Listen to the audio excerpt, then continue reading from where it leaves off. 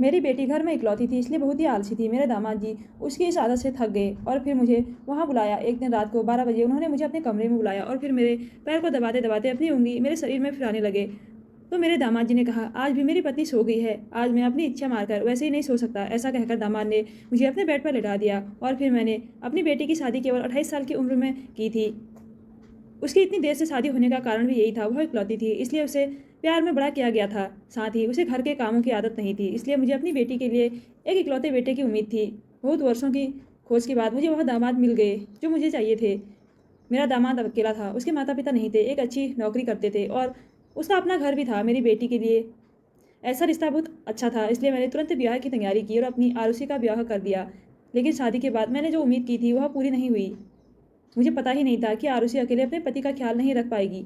मुझे लगा शादी से पहले मैंने उसे अच्छी तरह समझाया था और उसने भी मुझे हाँ कहा था। अब शादी के कुछ महीने बाद मुझे उसकी कुछ शिकायतें सुनने को मिल रही थी। पहले तो मेरे दामाद जी ने अपनी पत्नी की आलसीपना को सहा, लेकिन अब दोनों घरों के काम को देखते देखते वो भी थक गए। एक दिन मैंने अपनी बेटी की खबर लेने उसके घर जाने का निर्णय लिया था। मैं वहाँ 3 दिन रुकी। 3 दिन बाद जब मैं अपने घर लौटने लगी तो आरुषि ने मुझे रोक लिया। उसने कहा, "माँ, मुझे अभी बहुत थकान महसूस हो रही है। तुम और कुछ दिन मेरी हेल्प के लिए रुक जाओ। घर जाकर मैं क्या करोगी?" मैं अपनी बेटी की आलसी स्वभाव को जानती थी। पिछले 3 दिनों में मैंने देखा कि उसने तो मेरे आने के बाद तो बिल्कुल काम से दूर रहने लगी है। उसकी यह आलसीपना की आदत को देखकर मुझे डर लगने लगा कि कहीं दामाद उसके पास से दूर होने का निर्णय ना ले ले। मेरे दामाद उसकी आलसीपना को बहुत चुपचाप सहन कर रहे थे और ऐसे शांत व्यक्ति का एक ना एक दिन गुस्सा फूट ही जाता है। मुझे लगा कि मुझे समय रहते अपनी बेटी की सही दिशा में लाने की ज़रूरत है, इसलिए मैंने कुछ दिन और आरुषि के पास रुकने का फैसला किया। उस दिन शाम को दामाद जी ऑफिस से आए। मुझे अपने घर देखकर वह हैरान रह गए। मैंने उन्हें चाय दी तो उन्होंने कहा, "सासू माँ, आप आज सुबह जाने वाली थी, फिर अचानक अभी इधर कैसे?"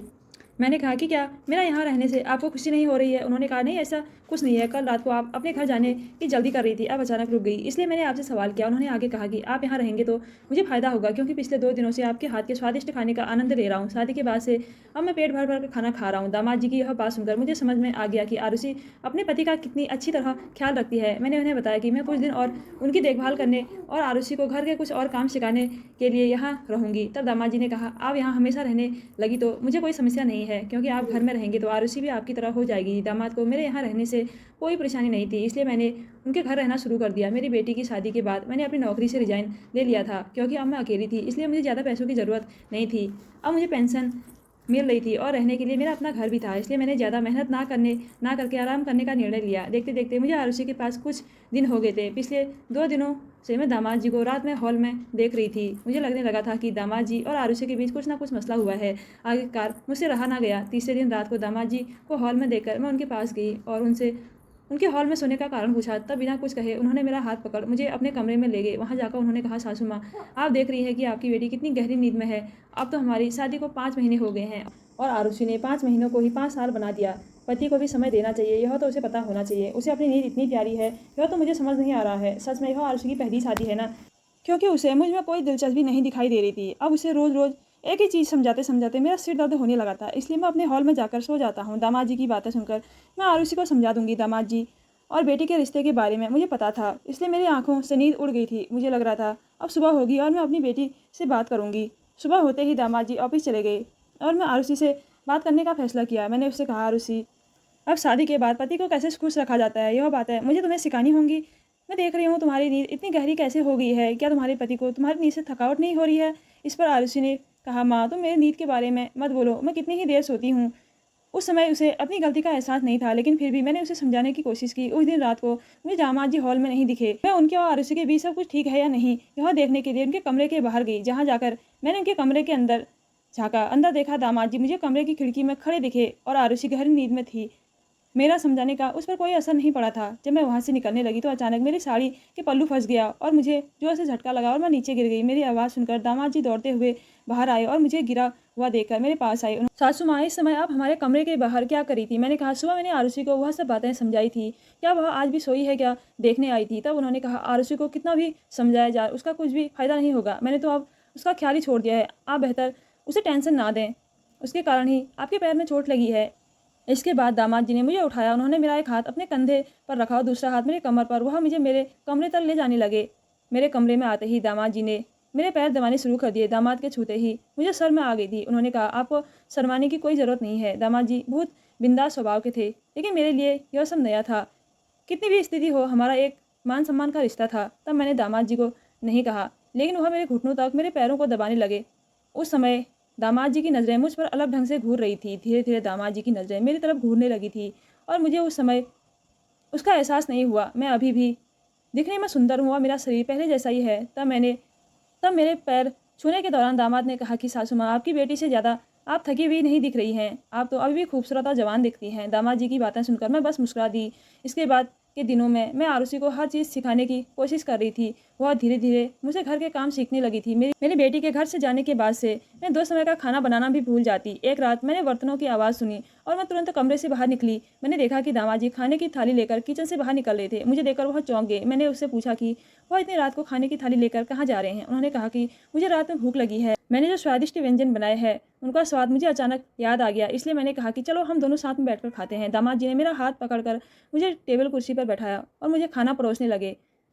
जब वह मुझे खाना परोस रहे थे तो एक पैर मेरे पैर के ऊपर था और वह मुझे बार बार अजीब आंखों से देख रहे थे। मैं उनकी सास हूँ, लेकिन उन्हें यह बात याद नहीं रही। मैंने खाना खाया और पानी पिया और दामाद जी से कहा कि मेरा पेट भर गया है, लेकिन दामाद जी ने मुझे और खाने के लिए जिद करने लगे और मैंने उन्हें खाना परोसती। वह मुझसे बहुत अजीब तरीके से व्यवहार कर रहे थे, लेकिन मैं उन्हें मना नहीं कर सकती थी। दामाद जी से कहा कि कल कुछ छात्र ने हमारे घर को किराए पर लेने के लिए आने को कहा है और हमारे घर का ऊपर का कमरा खाली है, क्या हम वह कमरा किराए पर दे सकते हैं। लेकिन दामाद जी ने मना कर दिया और मैं कुछ और नहीं कह पाई। अगली रात दामाद जी ने हद पार कर दी। वह मेरे कमरे में आ गई और मेरा हाथ पकड़कर मुझे अपने कमरे में ले गई। मैं बहुत घबरा गई थी और मैंने उसे कहा कि यह क्या हो रहा है। दामाद जी ने उन्होंने मुझे एक नाइटी ड्रेस दी और कहा कि इसे पहन कर आओ।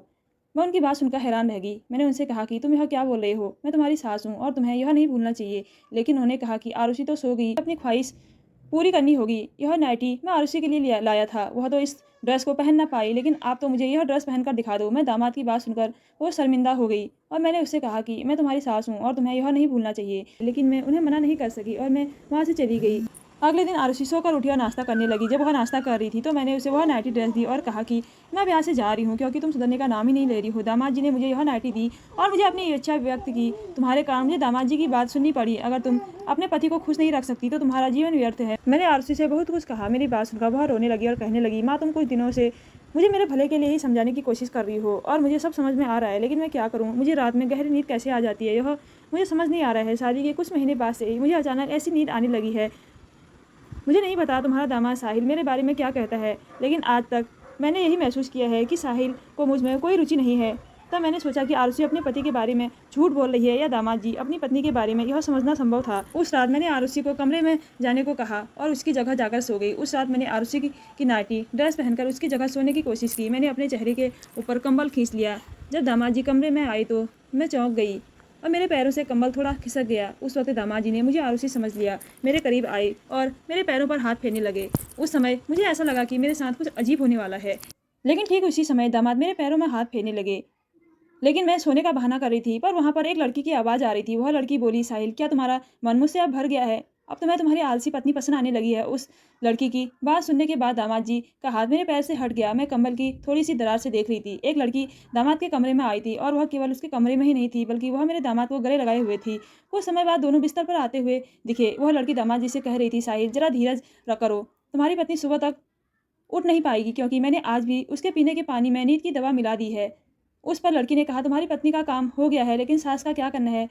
उसके कारण हमारे रोज की मुलाकात में अब रुकावट आ रही है। इस पर दामाद ने कहा, मैं अपनी सास के साथ भी ना चाहते हुए भी उस तरह का व्यवहार करने लगा हूँ। मैंने सोचा कि इस तरह व्यवहार करने से शर्मिंदा होकर वो अपने घर चली जाएगी, लेकिन वह तो यहाँ से जाने को तैयारी नहीं है। दामाद जी और उस लड़की की बातें सुनकर मैं हैरान रह गई थी। मतलब दामाद मेरी बेटी को धोखा दे रहे थे।